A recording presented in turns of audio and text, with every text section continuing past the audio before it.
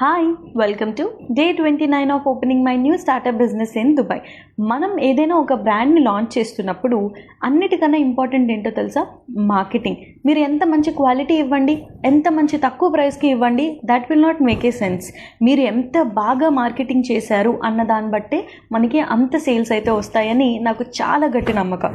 So I thought మన works అన్నీ కూడా ఒక 80 to 85% కంప్లీట్ అయిపోయాయి. So it's time to do marketing అనగానే ఫస్ట్ అందరికీ తెలిసింది పాంప్లెట్. సో నేను కూడా అదే మెథడ్ అయితే ఫాలో అయ్యాను. ఆల్మోస్ట్ 1.5 month బ్యాకే మనం అయితే పాంప్లెట్స్ చేయించేసాము.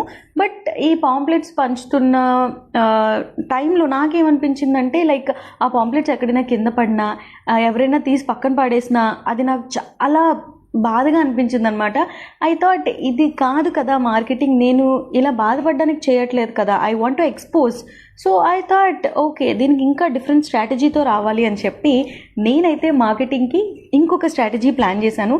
సో నెక్స్ట్ వీడియోస్లో మీకు ఆ ప్లాన్ అయితే వస్తుంది. సో మరి నెక్స్ట్ వీడియోలో కలుద్దాం. Bye bye.